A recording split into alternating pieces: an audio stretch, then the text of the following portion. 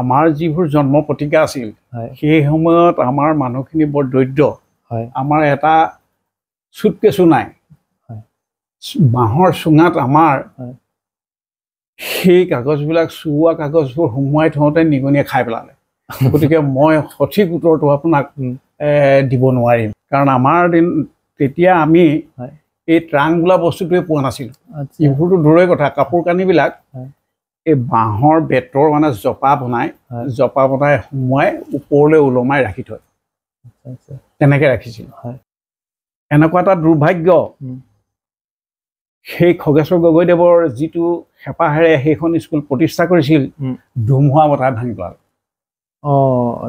প্ৰবল ধুমুহা বতাহ আহিল তেতিয়া আপুনি শংকৰদেৱত পঢ়ি আছে নে এমএছলে আহিলে আমি তেতিয়া সেই বছৰ আহিমেই আৰু এতিয়া আহোঁ অৱস্থা সেই সময়তে আপোনাৰ প্ৰবল ধুমুহা বতাহ হ'ল আপোনালোকে যে বাঁহে তাত নিৰ্মাণ কৰিছিলে সেয়া চব ভাঙি পেলাই যেতিয়া ল'ৰা ছোৱালীবোৰৰ মনত দুখ লাগিছে শিক্ষকসকলেও মনত দুখ লাগিছে ইমান কষ্টৰে মানে গৃহভাগ নিৰ্মাণ কৰিলোঁ কাৰণ 1966ত সেই পঢ়াৰ কাম আমি তাত আৰম্ভ কৰিছিলোঁ আমি হুঁচৰি গাইছিলোঁ হুঁচৰি গাই বেঞ্চ ডেস্কবিলাক আনিছিলোঁ যিকেইটকা পইচা পায় আকৌ শ্ৰৱণ কীৰ্তন আমি নাম গাওঁ ঘৰে ঘৰে গৈ পেলাই নাম কীৰ্তন কৰোঁ তাৰ যিটো দক্ষিণা দিয়ে সেই দক্ষিণাৰে মানে সেই বাঁহ কাঠৰ মানে বেঞ্চবিলাক আমি আনিছিলোঁ মই ভালেকেইটা চাকৰি পাইছিলোঁ কিন্তু মই বৰ ধেমেলীয়া টাইপত কথা কিছুমান মই কৰি থাকোঁ এবাৰ মই পাইছিলোঁ আৰ্মিত নগ'ল আপুনি আৰ্মিত নগ'লো ছিগনেল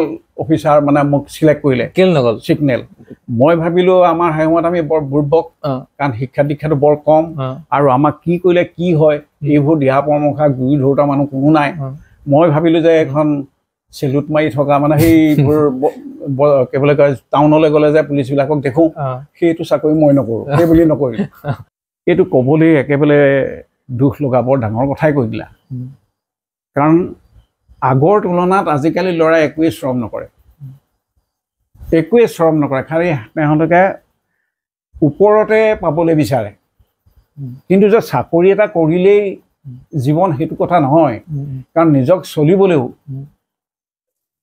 স্বাস্থ্যটো ৰক্ষা কৰিবলৈ হ'লেও পৰিশ্ৰম কৰিব লাগে কাম বনবিলাক জানিব লাগে কাৰণ আজিকালি এতিয়া চব ধনৰ ওপৰতে যদি জেউৰাখন দিয়ে ধনৰ ওপৰতে যদি ঘৰৰ পাচলিখিনি কৰে কেনেকৈ হ'ব যিমান পাৰে নিজেও কৰিব লাগে কাৰণ আজিকালি ল'ৰাবিলাক এলেহুৱা জেলত সোমাবলগীয়া হ'ল আপুনি জেলত কিমান দিন থাকিলে আমি 17 দিন আছিলোঁ 17 দিন যোৰহাট জেলত 17 দিন যোৰহাট জেলত কাৰণ খগেশ্বৰ গগৈ আছিলে আব্দুৰ ৰহমান ছাৰো আছিলে তাৰপিছত যোগেশ্বৰ গগৈ তেখেতো জেলত আছিলে এইদৰে ভালেখিনি গোটেই ল'ৰা ছোৱালী মানে আমাৰ ছাত্ৰ যিমান পালে চব লৈ গুচি গ'ল আই অসমীয় জেৰেঙা পথাৰত কান্দে জয়ে মতিয়ৈ লাই লৈ লেচাই লৈ চাই এই পূবতে শদিয়া আই অসমীয় পশ্চিমত ধুবুৰী আই অসমীয় পূবতে শদিয়া আই অসমীয় পশ্চিমত ধুবুৰী আই অসমীয় এই হৈছে অসমীয়া জাতি আই অসমীয় জেৰেঙা পথাৰত কান্দে জয়ে মতিয়ৈ লাই লৈ লেচাই লৈ চাই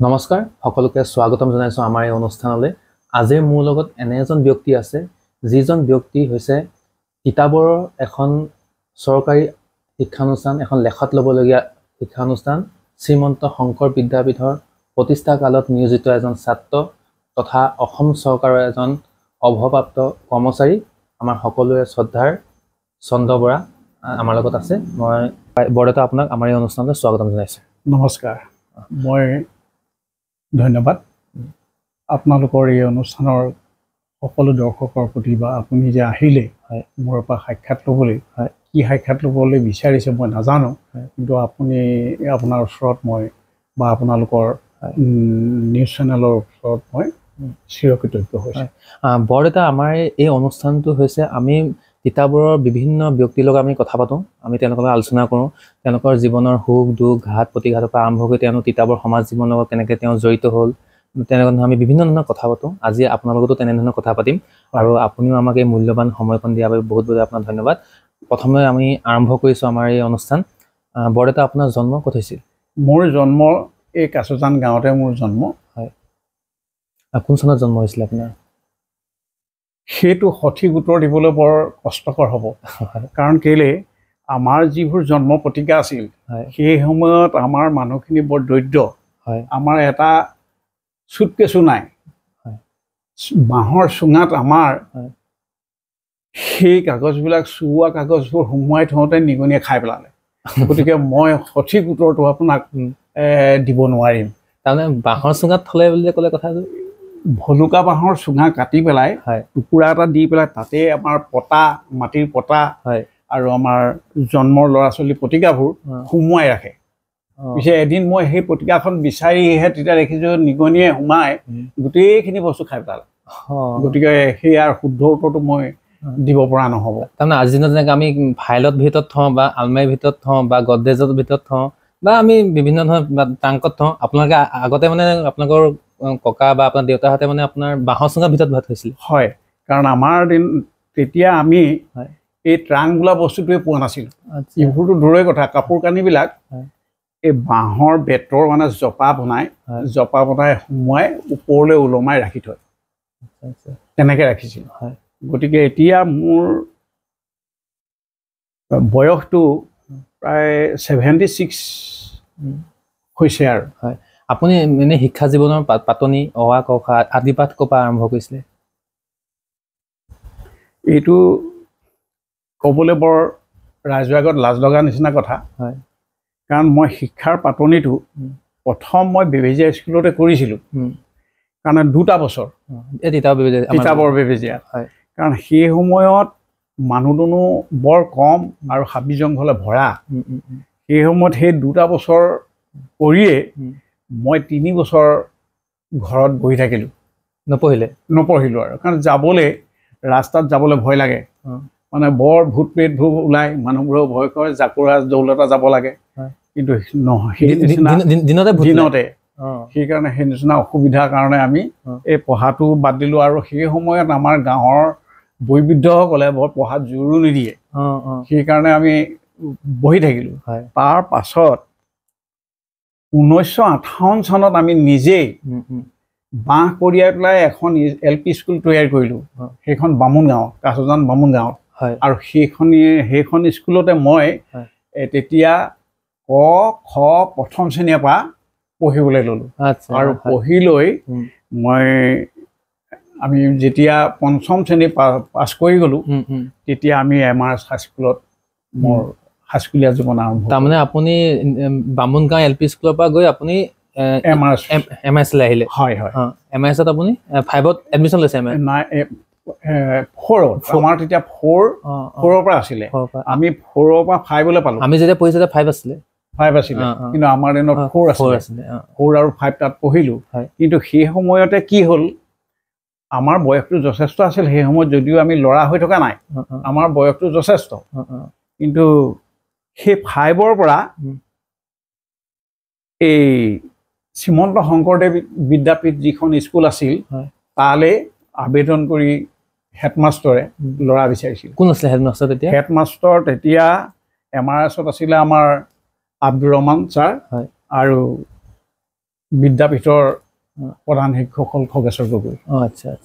আৰু এছিষ্টেণ্টজন আছিলে মানে ৰত্নেশ্বৰ গগৈ। তেতিয়া ইয়ালৈ আবেদন কৰিলে, তেতিয়া আব্দুৰ ৰহমানে আমাক কথা দিলে যে মই 2টা বছৰৰ এই বছৰটো তহঁতি তাত এডমিশ্যন ল, তাৰপিছত মই আকৌ তহঁতক লৈ আহিম। এই কথা দিয়াত আমি তালৈ গুচি গ'লোঁ। আপুনি গৈছিলে আৰু লগত কোন গৈছিলে? এই বীৰেণ গগৈ বুলি এজন গৈছিল। আমি 2জন ল'ৰা MRSৰ পৰা গৈছিলোঁ। MRSৰ পৰা আপুনি 5ত গুচি গ'ল? 5ত গ'লোঁ। 5ত আপুনি শংকৰদেৱলৈ গুচি গ'ল? শংকৰদেৱলৈ গ'লোঁ। শংকৰদেৱত 5ত আমি পঢ়িলোঁ। তাৰপিছত 6টো খুলিব পৰা নাছিলে, সেইকাৰণে পুনৰ আমি আকৌ ঘূৰি আহিবলগীয়া হ'ল। মই গম পাইছোঁ যে আপুনি তাত যেতিয়া প্ৰতিষ্ঠা কৰিবলৈ যে বনোৱা মেলা যে বনাই আছিলে বিদ্যালয়খন, তেতিয়া আপুনি তাত অকণ কামত জড়িত আছিলে? হয়। সেইটো কওকচোন। আমি ৰঙালী বিহু সামৰিলোঁ। সামৰি পেলাই তেতিয়া সেই হাইস্কুলখন বনাবৰ কাৰণে বহাগী বিদায় পিছত আমাৰ গাঁৱৰ ৰাইজে গৈ, বিহুদলে গৈ বহুত কিজনে গৈ পেলাই আমি হাবি জংঘলবোৰ কাটিলোঁ কাটি পেলাই সেই তাত এতিয়া বৰ্তমান ডিভিজনৰ য'ত আছে য'ত স্কুলখন আছে এতিয়া শংকৰ বিদ্যাপীঠ আছিল তেতিয়া আমি ঘৰে ঘৰে বাঁহ বেতবোৰ কঢ়িয়াই সেই এটা বাঁহৰ ঘৰ 3 কোঠালি ঘৰ এটা তৈয়াৰী কৰিলোঁ কৰি পেলাই এখন বাৰাণ্ডা দিলোঁ আৰু সেই বাৰাণ্ডা সৈতে এটা প্ৰথম কোঠাটো অফিচ হ'ল বাকী দুটা শ্ৰেণী কোঠা এইদৰে আমাৰ কৰিছিলোঁ সেই শ্ৰেণী কোঠাতে আপুনি পঢ়িছিলে সেই শ্ৰেণী কোঠাতে মই পঢ়িছিলোঁ আচ্ছা আপুনি যে শংকৰদেৱত আকৌ এমএছলে গুচি আহিবলগীয়া হ'ল কিয় গুচি আহিবলগীয়া হ'ল সেই সময়ত মানে সিটো শ্ৰেণী খুলিবলৈ পইচাৰ অভাৱ বহুত কষ্টৰ দ্বাৰাহে সেইটো প্ৰতিষ্ঠা কৰিছিল কাৰণ ৰাইজৰ বহুত তেজমঙহৰ মানে দি পেলাইহে সেইখিনি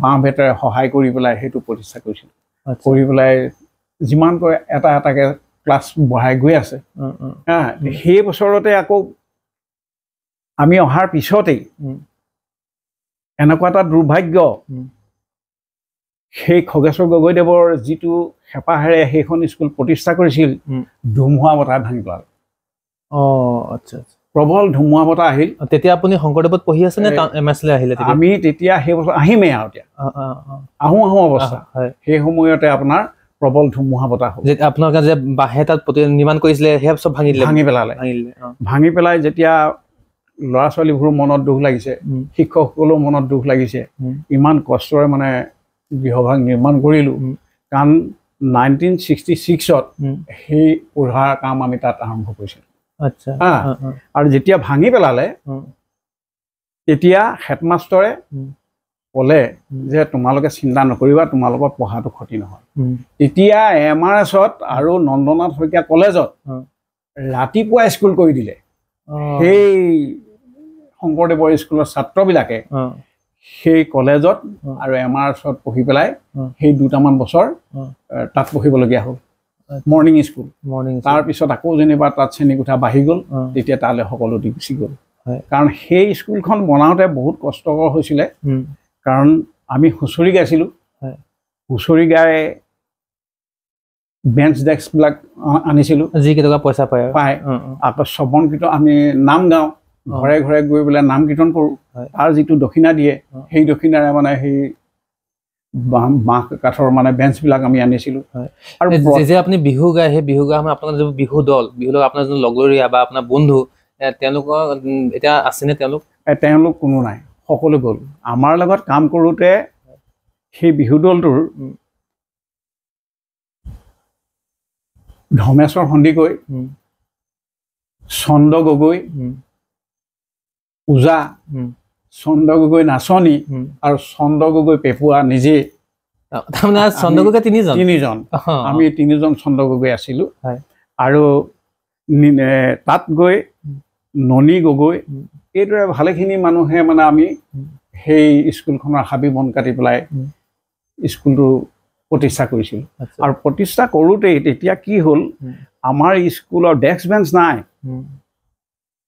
তাৰ দ্বিতীয়তে অফিচত বহিবলৈ চকী টেবুল নাই ইমান দূৰ অৱস্থা আমাৰ কাছজান গাঁৱত 58 চনত এটা যুৱ সংঘ আমি ধুনীয়াকৈ প্ৰতিষ্ঠা কৰি ৰাখিছিলোঁ আমাৰ তাত এটা আলমাৰি আছিলে এখন ডাঙৰ টেবুল আছিলে আৰু এখন আৰামী বেঞ্চ আছিলে আৰু 2খন চকী আছিলে সেইকেইখনকে আমি সেই স্কুলটো মহান কাম কৰা দেখি আমাৰ অফিচটো চলাবৰ কাৰণে আমাৰ সংঘৰ ফালৰ পৰা আমি সেইখিনি দান হিচাপে দান দিছিল কিন্তু বৰদেউতা মই এটা কথা বুজি নাপালোঁ যে আপোনালোকে কাছজানৰ পৰা গৈ ইয়াৰ পৰা গৈ আপুনি বিবিজানত ইমান নাই কমেও ইয়াৰ পৰা আপোনাৰ 3 কিলোমিটাৰ ডিষ্টেঞ্চ হ'ব দূৰত্ব হ'ব ইমান দূৰলৈ গৈ যে প্ৰতিষ্ঠা ইমান দূৰত গৈ স্কুল এখন আপোনালোকে প্ৰতিষ্ঠা কৰিবলৈ চিন্তা চৰ্চা কৰিলে কিয় কৰিবলগীয়া হ'ল সেইটো এটা মহান কথা আপুনি সুধিলে কাৰণ আমি শুনামতেহে কম এতিয়া নিজেও পৰা সেইখিনি দেখিছিলোঁ অলপ কাৰণ সেইখিনিত চৰকাৰে সেই সময়ত বিবিজানত 1958 চনত মাটি বিতৰণ কৰিছিল আৰু তাতে এজন মানে ডিম্বেশ্বৰ কাকতি বুলি তেখেতে বৰ সেইটো ৰবদে কি বুলি কয় বৰপেটা সত্ৰৰ আৰ্হিৰে এখন সত্ৰ পাতিবৰ কাৰণে সেই চৰকাৰক তেওঁ নিবেদন কৰিছিলে আবেদন কৰিছিলে আবেদন কৰোঁতে 10 বিঘা মাটি তেওঁক দিছিলে শেষত গৈ সেই 10 বিঘা মাটি কি কৰিব তেতিয়া আমাৰ প্ৰাতঃস্মৰণীয় লোকসকল খগেশ্বৰ গগৈ, ৰত্নেশ্বৰ গগৈ, চক্ৰেশ্বৰ শইকীয়া, তোমাৰ গণেশৰাম শৰ্মা, সভাৰাম দাস, এইসকলে গৈ সেই কাকতিদেৱক ক'বলৈ ধৰিলে যে ইয়াত এখন সত্ৰ পতাতকৈ আপোনাৰ এখন স্কুল প্ৰতিষ্ঠা কৰিব লাগে। তেতিয়া তেখেতে বহুত গুণাগথা কৰি পেলাই চাই ঠিক আছে তেতিয়াহ'লে এখন স্কুলখন কিন্তু শংকৰদেৱৰ নামত হ'ব লাগিব বুলি তেখেতে কথা দিলে টংকেশ্বৰ কাকতি বোলাজনে, ডিম্বেশ্বৰ কাকতিয়ে।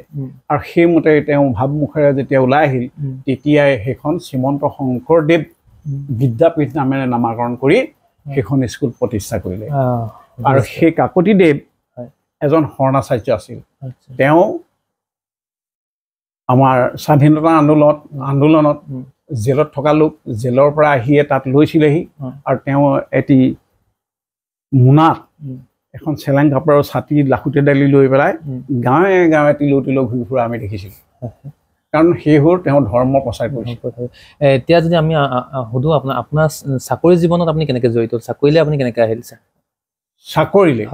চাকৰিলে অহাটো মানে তোমাৰ যেতিয়া আমি MRSত মানে পঢ়ি মেলি কলেজত পঢ়িলোঁ, পঢ়াৰ পিছত চাকৰিৰ জীৱনত মই ভালেকেইটা চাকৰি পাইছিলোঁ, কিন্তু মই বৰ ধেমেলীয়া টাইপত কথা কিছুমান মই কৰি থাকোঁ। এবাৰ মই পাইছিলোঁ আৰ্মিত। নগ'ল আপুনি? আৰ্মিত নগ'লোঁ, ছিগনেল অফিচাৰ মানে মোক চিলেক্ট কৰিলে। কেলে নগ'ল? ছিগনেল। মই ভাবিলোঁ আমাৰ সময়ত আমি বৰ বুৰ্বক, কাৰণ শিক্ষা দীক্ষাটো বৰ কম, আৰু আমাক কি কৰিলে কি হয় এইবোৰ দিহা পৰামৰ্শ গুৰি ধৰোঁতা মানুহ কোনো নাই। মই ভাবিলোঁ যে এখন চেলুট মাৰি থকা মানে সেইবোৰ কি বুলি কয় টাউনলৈ গ'লে যে পুলিচবিলাকক দেখোঁ, সেইটো চাকৰি মই নকৰোঁ, সেই বুলি নকৰিলোঁ। তাৰপিছত খুব কিবা কিবি ক'লে। আৰ্মি 7 দিন আহিছে মোক নিবৰ কাৰণে। চাকৰি জইন কৰিব লাগে আপুনি? চাকৰি জইন কৰিব লাগে। চব ইণ্টাৰভিউ আমি পাছ কৰিলোঁ। তাৰপিছত মই তাত নগ'লোঁ। তাৰপিছত চাকৰি জীৱনত ফুড কৰ্পৰেশ্যন বুলি এটা চেণ্টাৰ আছিল যোৰহাটত। তাত লোকেশ্বৰ গগৈ বুলি ডিষ্ট্ৰিক্ট মেনেজাৰ এজন আছিল, আৰু এজন এছিষ্টেণ্ট মেনেজাৰ ভূপেন ফুকন। আমি তাত মই ইণ্টাৰভিউ দিলোঁ, ইণ্টাৰভিউত মই পাছ কৰিলোঁ। আৰু মোক তেতিয়া ষ্ট'কিপাৰ পোষ্টটোত দিলে। কিন্তু সেই ষ্ট'কিপাৰ পোষ্টটো মানে মই নকৰিলোঁ। দুটা চাকৰি আপুনি নকৰিলে, বাদ দিলে? নকৰাৰ কাহিনীটো হ'ল কি, এই ভূপেন ফুকনৰ ঘৰত কিবা নাম কীৰ্তন পাতিছিলে আৰু আমাক মাতিছিলে। আমাৰ তেতিয়া এটা নেগেৰা পাৰ্টি আছিলে, সেই নেগেৰা পাৰ্টিত মই গৈছিলোঁ। আপুনি নেগেৰাও গাওঁ খাওঁতে মানে তেওঁ যি সাঁজ ভাত খোৱালে আমাক, তেতিয়া মই চিন্তা কৰিলোঁ যে এইখিনিতো বহুত টকা পৰিছে। তেতিয়া মই তেখেতক সুধিলোঁ যে আপুনি এইবোৰ ক'ত পালে চাউল দালি ইমান ধুনীয়া চেণ্টৰ? নহয় বোলে এইবোৰ আমাৰ ষ্ট'ৰহে, তাৰ পৰাই আনিলোঁ। আৰু মই তেতিয়াই মোৰ এটালৈ মনলৈ বেয়া ভাৱ আহিল যে ইয়াত যদি মই চাকৰিটো সোমাওঁ আৰু মই যেতিয়া ষ্ট'কিপাৰ, মোৰ ভৱিষ্যতটো বেয়া হৈ যাব, কাৰণ ময়ো নিম। সেইকাৰণে মই সেইটো 2 নম্বৰ চাকৰিটো এৰিলোঁ। 3 নম্বৰ চাকৰিটো আমাৰ মাজগাঁৱৰ আমি পেহাতি বুলি কওঁ, ছিদিক আহমেদ, তেখেত মানে DI আছিলে। তেতিয়া মই স্কুলৰ কাৰণে এপ্লাই কৰিলোঁ। তাত মই ইণ্টাৰভিউ দিলোঁ, তাতো মই পালোঁ। তেতিয়া খবৰ দিলে ঘৰৰ পৰা যে তাক মাতিছে বুলি ক'লে যে তই হেৰি নহয় চাহ খোৱা, তই চাকৰি পাইছ। মই 5 টকা পইচা বুনিয়া ভুজিয়া এই দত্ত হোটেল, তিতাবৰৰ দত্ত হোটেলৰ পৰা কিনি নি আমি প্ৰায় 7জনমান মানুহে খালোঁ। 5 টকাত 7জন মানুহে খাইছে তেতিয়া? খাইছোঁ। তাৰ পৰা ক'লে বোলে হেৰি নহয়, তোৰ চাকৰিটো ওই পাহাৰৰ ফালে দিছোঁ, তই তালৈকে যাবি। মই চিন্তা কৰিলোঁ হাই ৰাম, মই পাহাৰ সেইবোৰ দেখিয়ে পোৱা নাই, আৰু এই ল'ৰাখনৰ লগত চিঞৰিব খুৰি মই কেনেকৈ চাইকেল লৈ যাব লাগিব? চাইকেল লৈ যাব লাগিব। তেতিয়াতো আমাৰ গাড়ী ঘোঁৰা নাই, একোৱেই নাই। তেতিয়া পেহাদি বোলো মই চাকৰিটো নকৰোঁ, কাৰণ এই মণি গগৈ বুলি এগৰাকী ছোৱালী আছে বোলো, সেই ছোৱালীজনীকে আপুনি দি দিয়ক। তই যদি নিদিয়, তই সেইটো কাম কৰিলি কি? নহয় মই তোক বোলে লৈ আহিম নহয় তিতাবৰলৈ, কেইদিনমান কৰিবলৈ কৈছিলে। মই চিন্তা কৰিলোঁ যে এইটো মিছা কথা। এবাৰ যোৱাৰ পিছত আৰু বেগেতে যে আনিব, সেইটো মই বাদ দিলোঁ। এই মানে আপোনাৰ 3 নম্বৰ চাকৰিটো মই এৰিলোঁ বাদিলে তাৰপৰা দেখিছোঁ যে বয়সেই হৈছে চাকৰিটো কৰিবই লাগে তাৰপিছত গৈ মই 77 চনত 1977 এই আছাম এগ্ৰিকালচাৰ ইউনিভাৰ্চিটি মানে আণ্ডাৰত থকা আমাৰ ৰিচাৰ্চ চেণ্টাৰটোত সোমালোঁ আচ্ছা তাত মই ধান গৱেষণা কেন্দ্ৰ তাত মই পঢ়িলাই যেতিয়া ইণ্টাৰভিউ দিওঁ 2টা ইণ্টাৰভিউ দিছিলোঁ 2টা পোষ্ট পাইছিলোঁ আচ্ছা এটা পোষ্ট ডাইৰেক্টৰ তেতিয়া আমাৰ বদন বৰঠাকুৰ ছাৰ আছিলে মোক ইয়াৰ পৰা মতাই নিলে ক'লে যে তুমি 2টা নমিনি পাইছা তুমি কোনটো চাকৰি কৰিবা এটা ফিল্ডমেন পাইছা আৰু এটা কব ৱেডাৰ অবজাৰ্ভাৰ পাইছা কিন্তু সেইটো বৰ টান তেতিয়া মই ক'লোঁ ছাৰ বোলো সেই নহয় টানক ভেদ কৰিবলৈহে মোৰ জীৱন গতিকে মোক টানটোকে দিয়ক এই ঢিলাটো মই নকৰোঁ তাৰপৰা নহয় বোলে তোমাক তিনিচুকীয়ালৈ দিওঁ তোমাক 3 মাহৰ পিছত লৈ আহিম ফিল্ডমেন তুমি যোৱা বৰ একো কাম নাই সেই বৰ পাতলা কাম আৰু অবজাৰ্ভাৰটো বহুত ট্ৰেইনিং আছে এইবোৰ কৰিবগৈ লাগিব মোৰ ছাৰ কৰিমগৈ আৰু তেনেকৈ বুলি ক'লোঁ কাৰণ মোৰ সেই সময়ত মানে দেখিলোঁ যে মই ফুৰা অভিজ্ঞতা মোৰ নায়েই তিনিচুকীয়াখন চহৰত বা মই কেনেকৈ যাম কি বা কৰিম তাৰপৰা মই ছাৰক ক'লোঁ বোলো ছাৰ কাৰণ আমি বৰ গৰীব মানুহ কাৰণ মোৰ চোলা পেণ্ট এযোৰ গতিকে তেতিয়া বিয়া বাৰু পাতিলে নাই তেতিয়া বিয়া বাৰ মই সেই বছৰ পাতিছোঁহে পাতিছে চাকৰি পোৱাৰ আগত বিয়া হৈছে নাই পিছত তাৰপিছত মই বোলো হেৰি নহয় তালৈ যাব নোৱাৰোঁ কাৰণ মোৰ ড্ৰেছ পোছাকেই নাই আৰু দেউতাৰ বৰ বৈবিধ্য মানুহ গতিকে ছাৰ মোক 3 মাহমানৰ পিছত লাগিলে তিতাবৰৰ পৰা আপুনি তিনিচুকীয়ালৈকে দিয়ক মই গতিকে নাযাওঁ তেতিয়া মোক আৰু ইয়াতে কব ৱেডাৰ অবজাৰ্ভাৰ হিচাপে জইন কৰিবলৈ দিলে আৰু তাতে মই কৰিলোঁ তাতে আপুনি কৰ্মজীৱন আৰু মাজতে কেইদিনমান অলপমান যাবলগীয়া হৈছিল প্ৰায় 10 দিনমান মই দেৰগাঁও চুগাৰ কেন মানে যিখন মানে ষ্টেচন আছে ইউনিভাৰ্চিটি আণ্ডাৰত তাত মই কৰিলোঁ তাৰপিছত মানে ইয়াতে গোটেই জীৱনটো মই শেষ কৰি দিলোঁ চাকৰি জীৱনটো মোৰ সিমানেই আৰু এতিয়া মই তাৰ ধৰণৰে পেঞ্চনৰে এতিয়া পৰিয়াল চলি আছোঁ আৰু মই জানিব পাৰিছোঁ যে আপুনি আপোনাৰ গোটেই কাছনান গাঁৱতে হওক বা বেবেজীয়া ওচৰে পাজৰে আপুনি হুঁচৰিও গাইছিলে আগতে আমাৰ অকণমান কাহিনীটো কওকচোন কাহিনীটো এইটো কাহিনী ক'বলৈ গ'লেও মই আকৌ সেই পুৰণি মানুহকেইজনৰ নাম লৈয়ে থাকিব লাগিব আমাৰ গাঁওখনৰ মানুহবোৰ পথাৰলৈ যোৱাৰ ৰাস্তা নাই তেতিয়া এটাই ঘৰে আলোচনা বিলোচনা কৰি পেলাই ধুদুৱালিৰ পৰা যিটো ৰাস্তা সোমাই দিলে এইটো ৰাস্তা আছিলেনে তেতিয়া নাই এইটো ৰাস্তাও নাই এইটো গতানিত গৈ লাগিছে এইটোতো আমি কাম কৰি নিজ হাতেৰে মানে কাম কৰি শ্ৰম দান দি এইটো বনাইছিলোঁ এইটো আপোনাৰ বেথাৰাম গোহাঁয়ে বনাইছিলে বেথাৰাম নহয় বেবেজীয়া গাঁৱৰ বেথাৰাম গোহাঁইদেৱে এইটোত ধুদুৱালিৰ পৰা আপোনাৰ গতানি আগভাগ লৈছিলে আৰু তেখেতে আমাক মানে সেই আলিটো বান্ধিবৰ কাৰণে সহায় বিচাৰিছিলে আমি এইটো বান্ধিছিলোঁ আমি ভোজ খোৱা পথটো আমাৰ প্ৰায় 3 কিলোমিটাৰ আমি সেইটো আমি নিজৰ গাঁৱৰ মানুহে ভোজ খাই বনাইছিলোঁ কাৰণে সেইটো ভোজ খোৱা পথ বুলি নামাকৰণ হ'ল সেইটো আপোনাৰ আমাৰ মেপত কটা আছে যে ধুন্দৰালিৰ পৰা হাঁহ খোৱা চুক মানে সেই দিহিঙীয়া গাঁৱৰ আলিলৈকে আমি সেইটো উলিয়াই দিয়া আছে সেইটো ৰাস্তা এইটো ৰাস্তা বিহু মাৰি যোনটো পইচা পায় সেইকেইটা পইচাই কাৰণ সেই আমি বিহু মাৰিবলৈ গৈ পেলাই ৰাজহুৱা সভা পাতোঁ সেই ৰাজহুৱা সভাত আমাৰ এনেকুৱা এটা চিন্তাধাৰা আছিলে যে ৰাইজেতো আমাক বৰ কষ্টৰে দক্ষিণা দিছে এই দক্ষিণাখিনি যাতে অথলে নাযায় সেইকাৰণে আমি সেই ৰাস্তাৰ কামত চৌকা হিচাপে মানে লগাই পেলাই সেই ৰাস্তাটো বনাইছিলোঁ তাৰপিছত নামঘৰতো মানে সেই অৰিহণা লগাইছিলোঁ আৰু সেই মানুহবিলাকৰ যাতে অৰিহণাটো অথলে নাযায় তাক চিন্তা কৰি আমি এতিয়া বৰসভা পাতি তেখেতলোককো মাতিছিলোঁ সেই সভা হ'লে যেন আমাৰ কৰ্মবিলাক এনেকৈয়ে চলি থাকে আৰু আমাক সেই সময়ত আমাৰ হুঁচৰি দলটো বৰ জাকত জিলিকা আছিলে বৰ সুন্দৰ আছিলে কাৰণ আমাৰ হুঁচৰি দলটোৱে আমি যেতিয়া নামৰূপত আমি হুঁচৰি গাবলৈ যাওঁ তেতিয়া তাত লীলা গগৈয়ে আমাক পাইছিলে নামৰূপত তেতিয়াই কৈছিলে যে এইটো বৰ লেখত ল'বলগীয়া বিহু আৰু তেতিয়া গঙা চিলনী ছবিখনৰ প্ৰযোজনা কৰা আপোনাৰ পদুম বৰুৱাই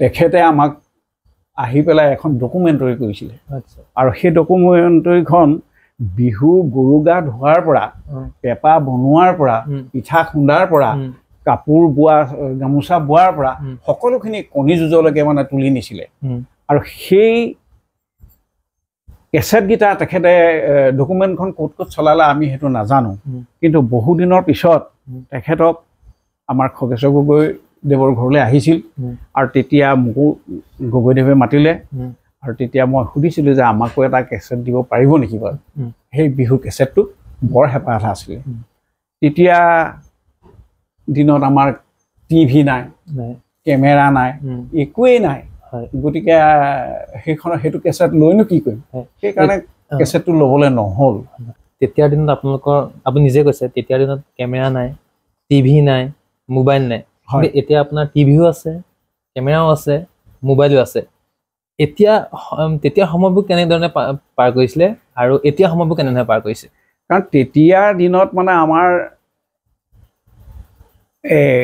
গাঁৱলীয়া ল'ৰাবোৰে বৰ কষ্ট কৰিবলগীয়া হৈছিলে কাৰণ স্কুললৈ যোৱা সময়ত স্কুল যায় বাকী সময়ছোৱা এনেই নকটায় কাৰণ নিজৰ নিজৰ জীৱিকাৰ কাৰণে কষ্ট কৰি ধন উপাৰ্জন কৰিছিলে কাৰণ আমি দৰিদ্ৰৰ কাৰণে নিজে স্বাৱলম্বী হ'বলগীয়া হৈছে কাৰণ আমাৰ দেউতাই মোক এটা পেন আনি দিয়ে পেনটো অনা দিনাখনে এডাল নাৰিকলৰ চুকি বনাই দিয়ে মানে কঁকালটোত মেৰিয়াই থ'বৰ কাৰণে নহয় মানে জোখত নহয় মানে সেইবোৰ বুটাম ফুটাম নৰয়ে দামেই তোমাৰ 2.5 টকা 3 টকাতে এটা পেন পায় 2.5 টকাত এটা পেন পিন্ধিছে আপুনি পিন্ধিছোঁ তাৰপৰা কামিজ চোলা আনি দিয়ে কামিজ চোলা মানে আমিও বিচাৰোঁ মানে পকেটটো মানে সৰহকৈ পাওঁ তাৰমানে চাৰ্ট সেই চাৰ্টবিলাক আমাৰ পকেট বেছি থকা চাই আনো তেনেকৈ আমি কটাইছিলোঁ কিন্তু তেতিয়া দিনত তিতাবৰ তিনিআলিৰ পৰা যোৰহাট যাবলৈ আৰু ঘূৰি আহিবলৈ কেইটকা লাগে আপোনাক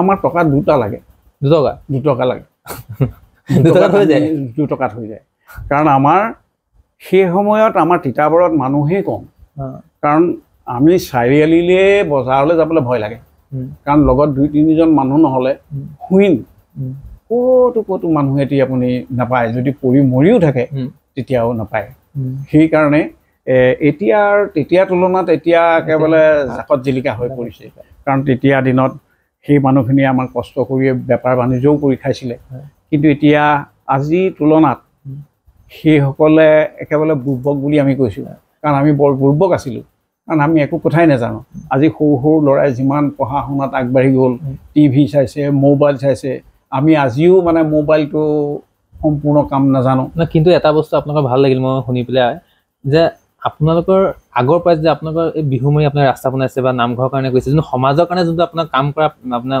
হেৰি প্ৰয়াস বা আপোনালোকৰ যোনখিনি কাম কৰিছে আপোনালোকে সেইখিনি কিন্তু আপোনালোকৰ লেখত ল'ব লাগিব সেইখিনি কাৰণ তেতিয়া দিনত আমিয়ে নহয় গাঁওবাসী মানুহ সকলোৱেই মানে পৰিশ্ৰম কৰি পেলাই এইবিলাক স্কুল বনাইছিলে কাৰণ আমি চৰকাৰে নিদিয়ে আমি সিমানখিনি শিক্ষাও নাই চৰকাৰে কেনেকৈ পায় গাঁৱৰ মানুহখিনি আঁঠুমূৰীয়া চুৰীয়া পিন্ধি এচাইডাল লৈ গেধা গৰু হাল চলাই খেতি কৰা মানুহে অন্যটো একোতো নাই ট্ৰেক্টৰ নাই একোৱেই নাই গতিকে সেই মানুহখিনি মানে কি হয় দৰ্শনটো কিন্তু তেখেতলোকৰ আমাৰ বৰ লেখত ল'বলগীয়া আছিলে আৰু সেইসকলৰ মতেই আমি কামবিলাক কৰিছিলোঁ আমি এতিয়া তিতাবৰ আমগুৰিঘাটৰ যিখন হাইস্কুল আছে সেইখন আমি বনাইছিলোঁ সেইখন আমাৰ গাঁৱৰ কোন যাব এনেকৈ পাল পাতি লৈছিলোঁ মানুহখিনি গৈ পেলাই আমি সেইখন স্কুল বনালোঁ শ্ৰমদান দিছিলোঁ তাৰপিছত এই কলেজৰ নন্দনাথ শইকীয়া কলেজৰ ছায়েন্স কলেজখন যেতিয়া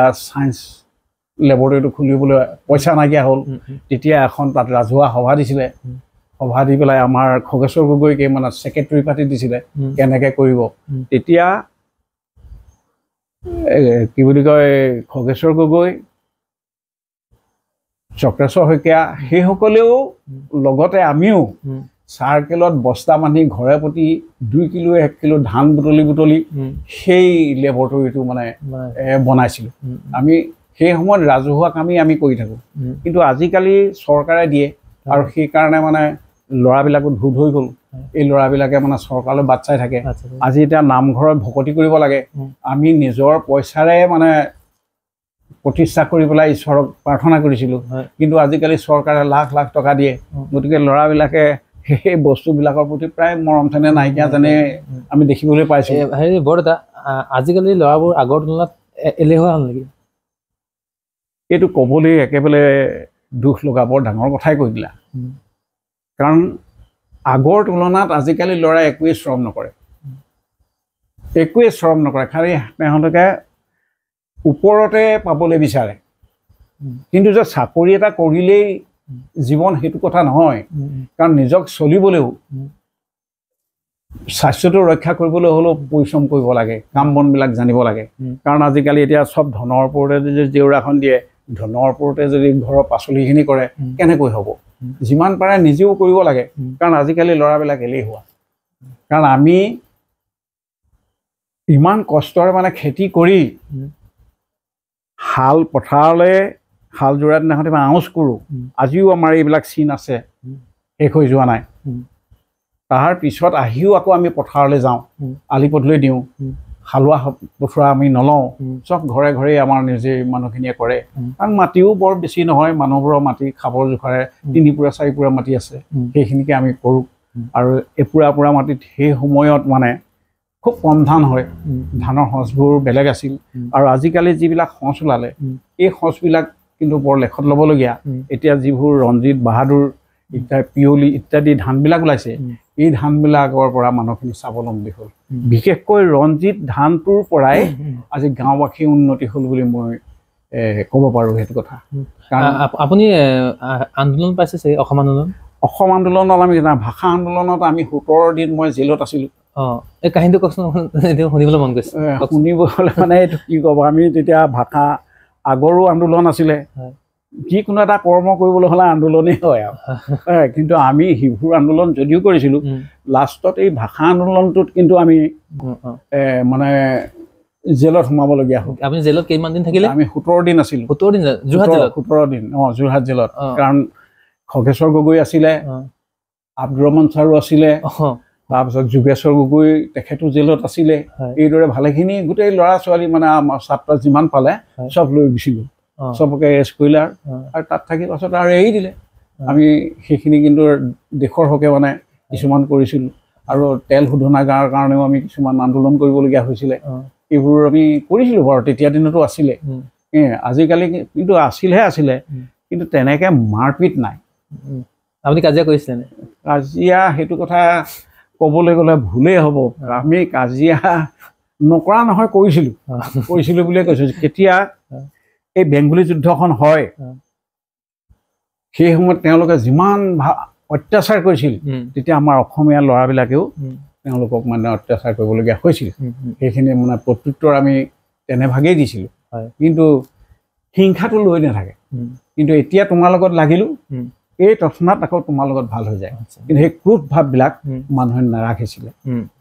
সমিল মিলেৰেই মানে থাকিবলৈ বিচাৰে। এনেকুৱাবিলাক তেতিয়া দিনৰ আন্দোলন হৈছিলে আমাৰ, নোহোৱা নহয়। যদি মই আপোনাক সোধোঁ, আপুনি আজিৰ দিনত আপুনি এগৰাকী পিতৃ বা এজন সমাজ সচেতন ব্যক্তি হিচাপে আপুনি আজি সুখী নে? এতিয়া মই সুখী নহয়। কিয় সুখী নহয়? তেতিয়া কিন্তু দিনত আমাৰ টকা পইচা নাই, কিন্তু আমি বৰ শান্তি আৰু সুখেৰে আছিলোঁ। আৰু এতিয়া দিনত আমাৰ যিবোৰ টকা পইচা হ'ল, কাৰণ এতিয়াও আমাৰো যথেষ্ট টকা, চাকৰি কৰিলোঁ, পালোঁ, মেলিলোঁ, মাটি বাৰী কিনিলোঁ, ঘৰ দুৱাৰ বনালোঁ, কিন্তু সুখী নহয়। কাৰণ কেলৈ আজিকালি ল'ৰা ছোৱালীবিলাক ইমান এলেহুৱা, কৰ্মহীন, তেওঁলোকৰ দুৰাৰোগ্যৰ নিচিনা দেখিবলৈ পোৱা যায়। গোটেই সমাজখনে ল'ৰাবোৰে মানে কাম বন নকৰে। আপোনাৰ কিন্তু 75 বছৰ নিচিনা নালাগে। মানে আপোনাৰ কথাৰ পৰা আৰম্ভ কৰি আপোনাৰ কি ক'ম আৰু, আপোনাক আজি দেখা নিচিনা লাগিছে আপোনাৰ কথা পাতি। দেখা মানে কথা পাতি পৰিশ্ৰম কৰি থকাৰ কাৰণেই মানুহ ডেকা হৈ থাকে। কাৰণ মোৰ মনটো এতিয়াও এই বছৰো বৈ মানে ইমানেই ভাল, মই খেতি কৰিছোঁ নিজে, পথাৰলৈ যাওঁ, এতিয়া মই পথাৰৰ বন নিয়নি কৰোঁ, এইবিলাক নিজে কৰোঁ। এইবিলাকতো আজিকালি ল'ৰাই নকৰে, পথাৰলৈ যাবলৈ নোখোজে, গতিকে কেনেকৈ হ'ব? গতিকে সেইকাৰণে সুখী নহয় মানে, অন্য কথা নহয়। কাৰণ আজিকালি ল'ৰা ছোৱালী প্ৰত্যেকৰ ঘৰতেই দেখিছোঁ বাইক লাগে, 4চকীয়া গাড়ী লাগে, টিভি লাগে, ইত্যাদি ইত্যাদি, মানে বিলাসিতাৰ যুগ তেওঁলোকে বিলাসিতাত মানে মনটো মেলি দিয়ে ল'ৰাবোৰে কিন্তু মাক দেউতাকৰ কথাবিলাকো মানিবলৈ বৰকে টান পায় খুব কম সংখ্যক লোকৰহে ল'ৰা ছোৱালীবিলাক ভাল হয় কাৰণ আগৰ আমি দুখেৰে দুখ যন্ত্ৰণাত কটাব লাগে কাৰণে পঢ়িছিলোঁ আমি বস্তাত পৰি এখন পাৰি পেলাই বহিছিলোঁ মই চাবোনৰ বাকচত লিখিছিলোঁ কাৰণ আমাৰ টেবুল নাই আমাৰ সেই সময়ত চকী নাই চাবোনৰ বাকচত মানে কেনেধৰণে চাবোনৰ বাকচত মানে তেতিয়া আমাৰ চাহপাতৰ বাকচ আছিলে চাহপাতৰ বাকচ এটা পাই মিহি সেই বাকচটোৰ ওপৰত আমি লিখোঁ আৰু বাঁহৰ চুচলি পাৰি পেলাই সেইখিনি টেবুল হয় তাত কাগজ চাগজ পাৰি পেলাই কিতাপবোৰ থওঁ আমাৰ তেনেকুৱাত আগত মই কৈ আহিছোঁ যে আমাৰ একোৱেই নাই মানুহবিলাকৰ চকী টেবুল হয় মানুহৰ ঘৰলৈ যাবলৈ উপায় নাই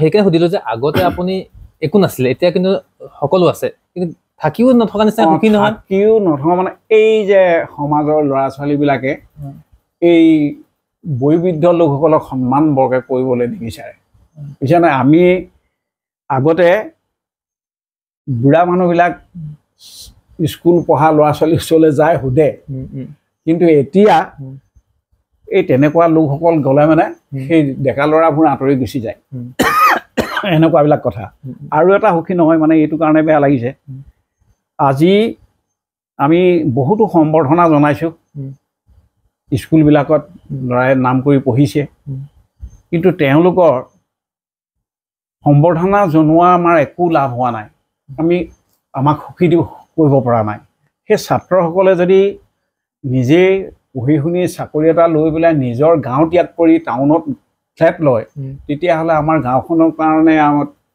তেওঁলোকেতো উভতি নাচায় গতিকে তেওঁলোকক আমাৰ সেই সম্বৰ্ধনাটো জনোৱাৰ পৰা আমাৰ কিটো মানে লাভ হৈছে মই একো ধৰিব পৰা নাই সেইকাৰণে আজিকালি মই সেই তেনেকুৱাবিলাক সম্বৰ্ধনালৈ মই নোযোৱা হ'লোঁ কাৰণ মোৰ মানে কৈ পাওঁ কাৰণ পঢ়াৰ কাৰণে ভাল পাইছিলোঁ কিন্তু এতিয়া প্ৰতি সৰহসংখ্যক কৰ্মচাৰীয়ে মানে দেখিছোঁ নিজৰ ঘৰ এৰি পেলাই নিজে বেলেগ এঠাইত মাটি লৈ এই ঘৰ দুৱাৰ বনায় কিন্তু সেই বয়োবৃদ্ধবিলাকৰ যি অৱস্থা হয় ইয়াত এলাগী নিচিনা কৰি পেলাই সেইকাৰণে মানে সুখী নহয় নহ'লে এনেই আৰু চলিবলৈ খাবলৈতো আৰু এতিয়া আমি বৰদেউতা মই এটা কথা জানিব বিচাৰিছোঁ আপোনাৰ পৰা আগতে কিতাপৰ বুলি নহয় ধৰি লওক এখন গাঁও গাঁৱৰ নাম নকওঁ মই এখন গাঁও আগতে গাঁৱৰ একতা এটা আছিলে বা তিনিআলি চাৰিআলিৰ আড্ডাই হওক বা সেই চবতে এটা ভাল কিবা এটা মজা এটা আছিলে ভাল পজিটিভ কিবা এটা আছিলে আজিৰ যুগত সেইটো আছে বুলি আপুনি ভাবেনে বা আজিৰ দিনত সেইটো আছে বুলি ভাবেনে সেইটো নাই সেই ল'ৰাবোৰে মানে কি লৈ ব্যস্ত আমি নাজানো কাৰণ তেখেতলোকৰ মানসিকতাবিলাক আমি চাওঁ কিন্তু আমাৰ দিনত আমিও ঘূৰি ফুৰিছিলোঁ কিন্তু ঘূৰি ফুৰিছিলোঁ যদিও সেই আগত ক'বৰ দৰে আমাৰ ইয়াত কোনো বাহিৰা শত্ৰু সোমাবহি নোৱাৰিছিলে ভয় কৰিছিলে কাৰণ আমি গাঁওখনক এটা আদৰ্শত আমি ৰাখোঁ গাঁও সমাজখনক মানে আমি কেনেকৈ ভালকৈ ৰাখিব পাৰি সেইবিলাক আমি বৰপুখুৰী খান্দিছিলোঁ কাৰণ সেই সময়ত আমাৰ অৰ্থহীন কাৰণে নলীনাদ নাই একোৱেই নাছিলে ডিপ টিউবৱেল বুলিবলৈ নাই বৰপুখুৰী খান্দি খান্দি মানুহে খাইছিলে আমাৰ গাঁৱৰ যিটো বৰপুখুৰী এই বৰপুখুৰীটোৰ পৰা আমাৰ ৩-৪খন গাঁৱে পানী নি আহি আমি তাত মাছ জীয়াওঁ সেইবোৰে আনন্দ পাওঁ সেইবোৰ ভাল লাগে মানে কিন্তু আজিকালি সেইবিলাক নাইকিয়া হৈ আহিলে সেইবোৰ নাই সেইকাৰণে ল'ৰা ছোৱালীবিলাকে কৰ্মৰ প্ৰতি বৰ অনীহা দেখা যায় এই অনীহাটোৱে কিন্তু তেখেতলোকৰ ভৱিষ্যতটো বা আমাৰ দেশৰ ভৱিষ্যতটো কি হ'বগৈ ক'ব পৰা নাই কাৰণ নিচেকেই কষ্ট নকৰে কাৰণ এতিয়া আমি চকুৰে দেখি থাকোঁতেই আমাৰ চৰকাৰেও ইমান ধুনীয়া ধুনীয়া পদক্ষেপ কিছুমান লৈছে কিছুমান গোট বনাই দিছে সেই গোটবিলাকেই যদি আমাৰ পথাৰত ৰোৱা তোলা কৰিলেহেঁতেন সেই গোটবিলাকেই যদি আমাৰ দোৱা মেলা কৰিলেহেঁতেন তেতিয়াহ'লে এতিয়া নকলেও নোৱাৰি সেই বাহিৰা মানুহখিনিক আমি মাতিবলগীয়া নহ'লহেঁতেন আমাৰ মিয়া নহ'লে কাম নহয় কাৰণ মিয়াই সকলোখিনি কৰে আৰু আমাৰ এইখিনি মানুহৰ গাতো দুখ নথকা নহয় কাৰণ এই মানুহখিনিক মানে লগোৱাতকৈ মিয়াখিনি লগোৱাই ভাল আমাৰ ইমান কানিয়া আমাৰ মনটো ইমান বেমাৰী কাৰণ সেই কৰ্মীবিলাক পথাৰলৈ যোৱাৰ লগে লগে চাহৰ প্ৰয়োজন হয় তামোলৰ প্ৰয়োজন হয় ভাতৰ প্ৰয়োজনটো হয়েই বাৰু এইখিনি তেওঁলোকক আলপৈচান ধৰিব লাগে কিন্তু সেই মিয়াবিলাকে কাম কৰিবলৈ আহিলে ঠাণ্ডা পানী গেলানটো লৈ গ'ল আৰু ভাত সাজ দিলা আৰু একোৱেই দিব নালাগে গতিকে চাহ তাহৰ কথা নাথাকে আমাৰ সেইখিনিৰ পৰা আমি বহুত ৰেহাই পাওঁ এই তেনেকুৱাবিলাকৰ কাৰণে এতিয়া সেইবোৰ নিয়োগ কৰিবলগীয়া হৈছে নহ'লে আগৰ দিন তুলনাত এতিয়া কিন্তু ভাল নহয় যদিও আমি এতিয়া ধৰি লওক এই ট্ৰেক্টৰ পাৱাৰ টিলাৰ ইত্যাদিবিলাক ওলাইছে সেই যি ধৰণে আমাৰ খেতি কৰিব লাগে উঠি অহা যুৱকসকলে কিন্তু কৰিবলৈ পথাৰত দেখা পোৱা নাযায় কাৰণ এতিয়া আমাৰ অনুষ্ঠানটো আমি যে শেষ কৰিবলৈ হৈছে আমি বেছি দীঘল নকৰোঁ মোৰ আপোনালৈ শেষৰটো প্ৰশ্ন আপুনি চাগে এতিয়া বজাৰ চজাৰ কৰিবলৈ তিতাবৰ তিনিআলি চাৰিআলি ফালে যায় চাগে এতিয়াও যাওঁ এতিয়া বজাৰ কৰি আপুনি কেনেকুৱা লাগে আৰু তেতিয়াৰ বজাৰ কৰা মাদকতা আনন্দটো কি আছিল আমি তেতিয়া বজাৰ কৰিবলৈ যাওঁতে সকলোৱে কান্ধত লাখুটিডাল লৈ যাওঁ চাইকেল নাই খোজকাঢ়ি যাওঁ জাতিলাও এটা কোনোবাই চালনী এখন কোনোবাই খালৈ এটা বনাইছে খালৈ এটা এনেকুৱাবিলাক বজাৰলৈ লৈ গৈ বজাৰত বিক্ৰী কৰি তাৰ পৰা বয় বস্তু কিনি আনি ঘৰলৈ আনে লাখুটিডাল লৈ যায় লাখুটি ওলমাই লৈ যাওঁ আকৌ ভাৰ আপুনি ইয়াৰ পৰা কিহত যায় কাছজনৰ পৰা তিনিআলি বা চাইডে খোজকাঢ়ি যায় নে চাইকেল নাই আমাৰ ইয়াত উমা গগৈ বুলি এজন মোৰ ককাদেউৰ আছিলে তেওঁৱেই প্ৰথম 300 টকা দি চাইকেল এখন লৈছিলে আমাৰ গাঁৱত তেওঁলোকে অলপ ধনী মানুহ গাঁৱৰ প্ৰথমখন চাইকেল আছিল প্ৰথমখন চাইকেল তাৰ বাহিৰে কোন চনত এইটো আপোনাৰ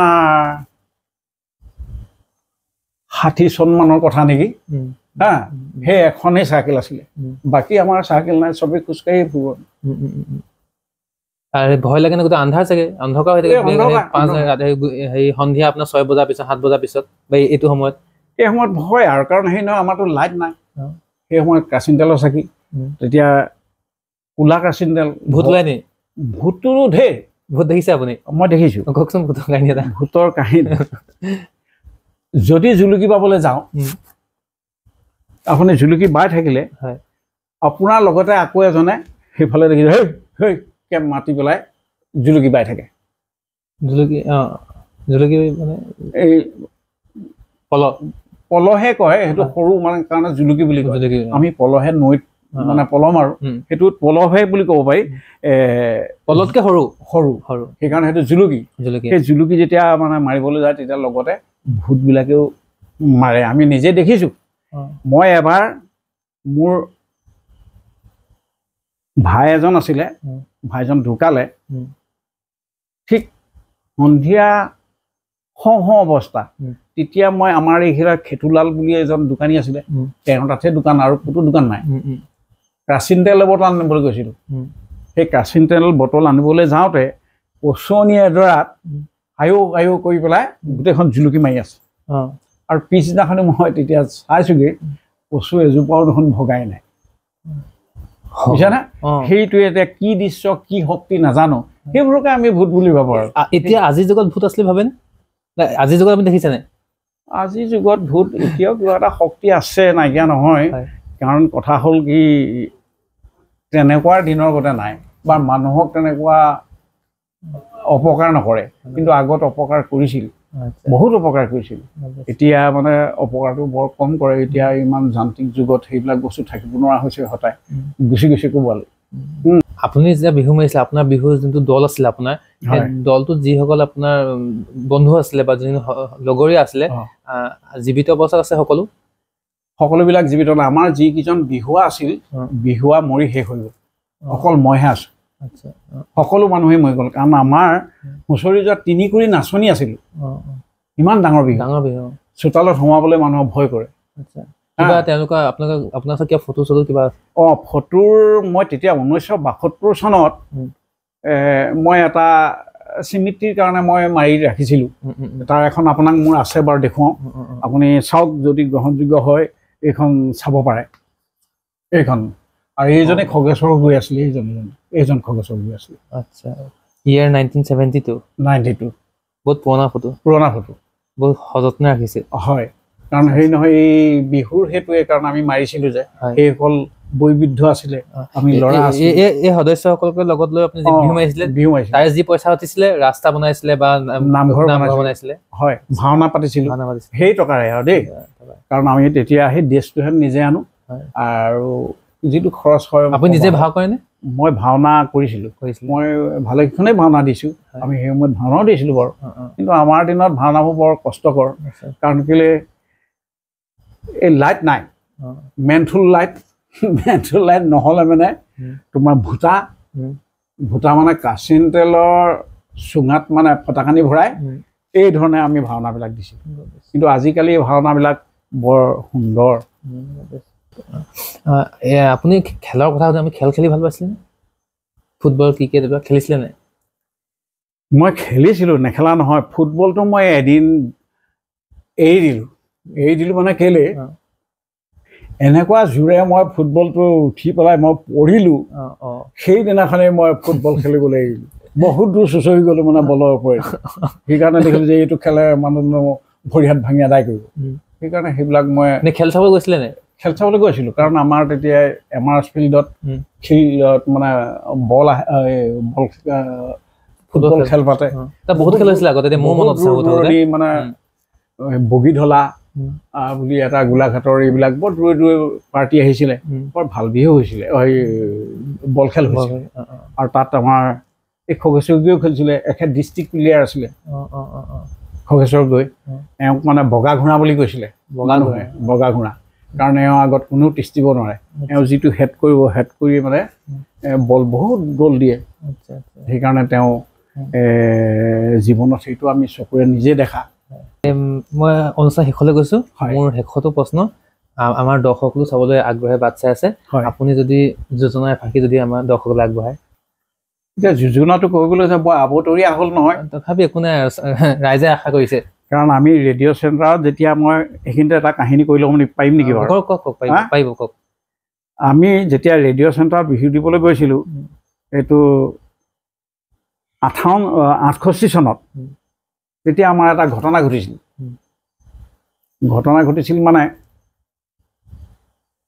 সেই চেণ্টাৰত আমাৰ গাঁৱলীয়া মানুহ ঢুলীয়া যিজন আৰু পেপুৱা এজন লৈ গৈছিলোঁ, বিৰি বৰ খায়। যেতিয়া লাইটৰ কাৰেণ্টৰটো গুচি গ'ল, অন্ধভোগ হৈ গ'ল, তেওঁলোকে মানে জেপৰ পৰা মানে শুনিছোঁ জুইচেলা উলিয়াব খুজিছে। কিন্তু মই তেতিয়াই গৰম মাৰি ধৰিছোঁ, এই জহনী মৰাটো কি কৰিব খুজিছোঁ, তো এইখন গাঁও বুলি ভাবিছ নেকি, জুই জ্বলি যাব। তেতিয়া আমি গাইছিলোঁ, আৰু তেতিয়াই মই হুঁচৰি মানে নাম দিছিলোঁ। সেই নামটো আছিলে, মই হুঁচৰি নামটোকে আগ ধৰি আপোনাক গাই শুনাওঁ এফাকি।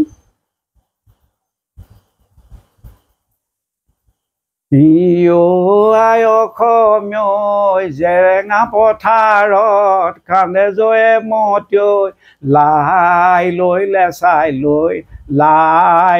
লেচাই লৈ চাই। এই পূবতে শদিয়া আই অসমীয়, পশ্চিমত ধুবুৰী আই অসমীয়। পূবতে শদিয়া আই অসমীয়, পশ্চিমত ধুবুৰী আই অসমীয়। এই হৈছে অসমীয়া জাতি আই অসমীয়, জেৰেঙা পথাৰত কান্দে জয়ে মতিয়ৈ, লাই লৈ লেচাই লৈ চাই। এই ব্ৰহ্মপুত্ৰ পাৰতে আই অসমীয়, নানা জাতি মিলি আই অসমীয়। ব্ৰহ্মপুত্ৰ পাৰতে আই অসমীয়, নানা জাতি মিলি আই অসমীয়। হৈছে অসমীয়া জাতি আই অসমীয়, জেৰেঙা পথাৰত কান্দে জয়ে মতিয়ৈ, লাই লৈ লেচাই লৈ চাই। ধন্যবাদ, বহুত ধন্যবাদ, বহুত সুন্দৰ লাগিল, বহুত ভাল লাগিল। আৰু কি ক'ম, আজি মোৰ আজিলৈকে যিমানকেইটা মই আপোনাৰ অনুষ্ঠান কৰিছোঁ কথোপকথন, আৰু এই আটাইকেইটা অনুষ্ঠানৰ ভিতৰত যদি মই লেখত ল'বলৈ এটা মোৰ আটাইতকৈ ভাল লগা যে অনুষ্ঠান বুলি কওঁ, আপোনাৰ লগত আজি মোৰ ভাল লাগিল। বাকী বহুত ধন্যবাদ। বাকী দৰ্শকসকল, এয়া আছিল আজি আমাৰ কথোপকথন। যদি অনুষ্ঠানটো চাই ভাল লাগিল, তেতিয়াহ'লে লাইক আৰু শ্বেয়াৰ কৰিবলৈ নাপাহৰিব। ধন্যবাদ।